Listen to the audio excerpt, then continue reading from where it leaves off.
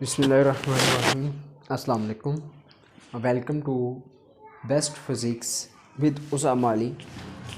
आज हम class 12 physics का जो टॉपिक शुरू करने जा रहे हैं वो है एप्लीकेशंस ऑफ गॉसेस लॉ की दूसरी application, electric intensity due to infinite sheet of charge. यानी कोई अगर हमारे पास एक ऐसी शीट है जिसकी लंबाई इनफिनाइट है, यानी कि एक ऐसी शीट कि जो इनफिनाइटली स्प्रेड हुई है, कोई भी शीट, उसके ऊपर पॉजिटिव चार्जेस को यूनिफॉर्मली डिस्ट्रीब्यूटेड कर दिया, तो हमने ये निकालना है कि उस शीट से किसी फासले पे, किसी पॉइंट पे इलेक्ट्रिक इंटेंसिटी की क्या वैल्यू होगी। तो हमारा टॉपिक है कि एक इनफिनाइट शीट ऑफ चार्जेस, एक शीट है जो कि इनफिनाइट चलती जा रही है। ये मैंने यहाँ पे बोर्ड पे बनाई है, लेकिन ये इनफिनाइट है, इसका कितना है हमें नहीं पता, यानी कि इनफिनाइट इसकी लेंथ है, इसका एरिया इनफिनाइट है। और इस पे मैंने इससे ये पी पॉइंट जो इससे कुछ फासले पे है, इस पॉइंट पे निकालना है कि इलेक्ट्रिक इंटेंसिटी की क्या वैल्यू होगी। तो आइए निकालते हैं। आपको पता है कि हम इलेक्ट्रिक इंटेंसिटी लास्ट टॉपिक में हमने with the help of Gauss's law मालूम किया था, और ये गॉसेस लॉ की एप्लीकेशन है, तो डेफिनेटली इसमें हम गॉसेस लॉ का यूज़ करेंगे। लेकिन गॉसेस लॉ को यूज़ करने के लिए आपके पास कुछ स्टेप्स थे, उसको डिस्कस करते हैं। पहला स्टेप क्या था कि आपने एक गॉसियन सरफेस लेनी है कि वो गॉसियन सरफेस उस पॉइंट के साथ भी अटैच हो जिस पॉइंट पे आपने इलेक्ट्रिक इंटेंसिटी निकालनी है, और वो गॉसियन सरफेस उस चीज़, उस शेप के साथ भी हो, उस शेप के ऊपर हो जिस शेप की वजह से, जिस शेप पे चार्जेस पड़े हुए हैं और उसकी वजह से इलेक्ट्रिक इंटेंसिटी प्रोड्यूस हो रही है। यानी कि एक ऐसी गॉसियन सरफेस लेनी है कि जो हमारी अंडर ऑब्जर्वेशन ऑब्जेक्ट है उसके इर्द गिर्द हमने एक इमेजिनरी सरफेस लेनी है। अब यहाँ पे ये जो सिलेंड्रिकल सरफेस आपको नज़र आ रही है, this is the Gaussian surface. ये मैंने गॉसियन सरफेस ली है जो कि एक सिलेंडर है, या मैंने सिलेंडर को एज अ गॉसियन सरफेस ले लिया है। और ये एक ऐसा सिलेंडर है कि जो शीट के दोनों तरफ यानी कि गुजर रहा है, यानी कि ये एक शीट है, ये बोर्ड पे आपको नज़र आ रही होगी, ये इस तरह से शीट पड़ी हुई है परपेंडिकुलरली। एक सिलेंडर है, ये सिलेंडर है, इस सिलेंड्रिकल शेप को मैंने इसके दरमियान से गुजारा है, यानी कि हाफ इस साइड पे, हाफ इस साइड पे।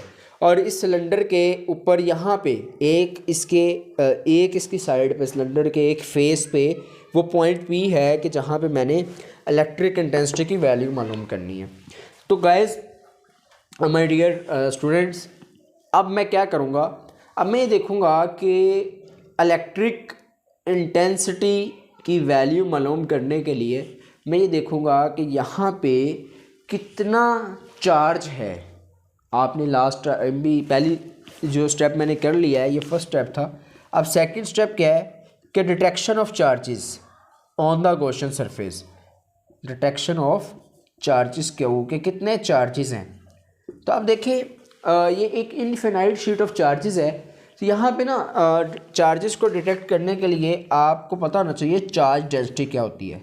चार्ज डेंसिटी ये मैस डेंसिटी की तरह ही है। आपने अभी तक मैस डेंसिटी सुना होगा, rho is equal to M over V. इसी तरह चार्ज डेंसिटी का जो सिंबल है वो होता है सिग्मा। सिग्मा इसका सिंबल है, और ये बराबर होती है Q ओवर A, यानी कि चार्ज पर यूनिट एरिया। ये चार्ज डेंसिटी है कि एक यूनिट एरिया पे, यानी कि 1 मीटर स्क्वायर एरिया पे कितना चार्ज पड़ा हुआ है, ये चार्ज डेंसिटी है। यानी कि अगर ज़्यादा चार्ज होगा तो ज़्यादा डेंसिटी होगी चार्ज की उसकी, यानी कि सिग्मा की वैल्यू ज़्यादा होगी। और अगर चार्ज दूर दूर पड़ा हुआ है तो चार्ज डेंसिटी कम है। तो ये चार्ज पर यूनिट एरिया होता है, ये चार्ज डेंसिटी होता है, और ये इसका सिंबल है सिग्मा। ठीक है जी। अब देखिए, मुझे ये तो नहीं पता कि इतने हिस्से में, जितने हिस्से में सिलेंडर है, इतने हिस्से में कितना चार्ज है, लेकिन मुझे चार्ज डेंसिटी पता है। तो मैं क्या करूँगा, इस एरिया को चार्ज डेंसिटी के साथ ला के मल्टीप्लाई करवाऊँगा, तो मेरे पास क्यू निकल आएगा ए सिग्मा के बराबर। तो this is my charge on the infinite sheet finite part. यानी कि मैंने क्या किया है, इनफिनाइट शीट के एक फिनाइट पार्ट पे, और वो फिनाइट पार्ट कितना है, ए।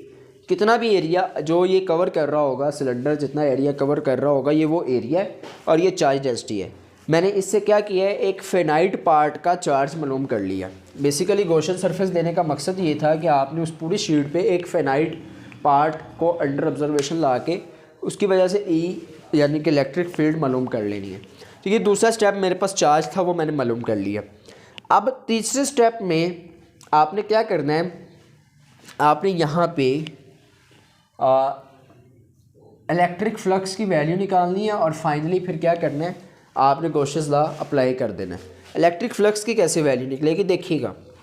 यही शेप मैं यहाँ पे आपको समझाने के लिए थोड़ा सा इसका एक्सटेंशन करूँगा। इसको देखिएगा, मैंने ये जो सिलेंडर लिया है इस शेप का, ये शेप मैं यहाँ पे बनाता हूँ और ये यहाँ पे कुछ चार्जेस पड़े हुए हैं। ये शीट यहाँ से गुज़र रही है सेंटर से, ये शीट पे पूरा पॉजिटिव चार्ज, ये इनफिनाइट शीट है तो ये पॉजिटिव चार्जेस, यही शेप मैंने यहाँ पे बनाई। आप देखिएगा इन चार्जेस की वजह से फील्ड पैदा हो रही है, इस तरफ इस तरफ इस तरफ इस तरफ, ये फील्ड पैदा हो रही है, ई फील्ड। ये जो मैंने डायरेक्शन बनाई है ई फील्ड, यानी कि बाहर की तरफ, शीट से बाहर की तरफ इसकी डायरेक्शन है। अब देखिए ये वाली जो साइड्स हैं, ये सिलेंडर की जो ये साइड्स हैं या ये साइड्स तो इलेक्ट्रिक फील्ड की डायरेक्शन के साथ पैरेलल है। और आपको पता है कि जब इलेक्ट्रिक फील्ड की और एरिया की डायरेक्शन पैरेलल हो जाए, एरिया की डायरेक्शन पैरेलल होने का मतलब है कि ये सिलेंडर का एरिया है तो इसका वेक्टर एरिया डेफिनेटली इसके ऊपर परपेंडिकुलर होगा। तो ये इस एरिया में से, इन साइड्स में से कोई भी इलेक्ट्रिक लाइन नहीं गुजर रही, इलेक्ट्रिक फील्ड लाइन नहीं गुजर रही, तो इन साइड्स का फ्लक्स क्या होगा, ज़ीरो होगा। तो इलेक्ट्रिक फ्लक्स, इसको अगर मैं इस साइड्स को 1 कह दूँ, इस साइड को 2 कह दूँ, इस फेस को 3 कह दूँ और इस फेस को 4 कह दूँ। अब ये 1 और 2 मेरे पास कर्व्ड सरफेस है, यानी कि ये उस सिलेंडर का कर्व्ड साइड है। कर्व्ड साइड, ये कर्व्ड होती है ना, सिलेंडर है जैसे ये सिलेंडर, ये इस तरह पड़ा हुआ है। तो ये जो साइड्स है, ये कर्व्ड साइड्स जो है, ये ऊपर वाली वन साइड है, ये नीचे वाली सेकंड साइड है। तो इन दोनों का फ्लक्स क्या होगा, 0। तो 1 का भी और 2 का भी, these both are the electric flux, these both sides have 0 electric flux, 0 value. और फिर उसके बाद अगर मैं साइड 3 का मालूम करूँ, इलेक्ट्रिक फ्लक्स ऑफ 3, तो इधर देखें ये एरिया है इसका और ये इलेक्ट्रिक फ्लक्स की डायरेक्शन है, दोनों क्या है, परपेंडिकुलर है। तो यहाँ पे जब परपेंडिकुलर होता है तो मैक्सिमम फ्लक्स हो जाता है और वो होता है ई ए के बराबर। इसी तरह से फाई ई 4 यानी कि इलेक्ट्रिक फ्लक्स जो 4 साइड में से है वो भी ई डॉट ए के बराबर हो जाएगी। ठीक है जी। अब देखें ये दोनों बराबर हैं, ये 0 है। अब 4th स्टेप में आपने क्या करना है, टोटल फ्लक्स निकाल लेना है।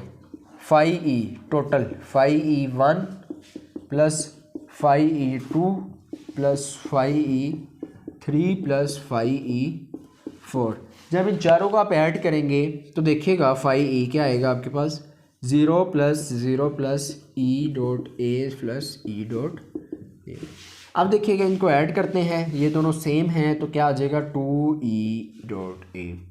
स्टूडेंट्स यहाँ तक हमारा इलेक्ट्रिक फ्लक्स की वैल्यू आ गई। अब now the time to apply Gauss's law, 5th step. तो ये आपने स्टेप्स याद रखने हैं। First step Gaussian surface, second step detection of charge, third step electric flux की values, fourth step total electric flux और 5th step apply Gauss's law.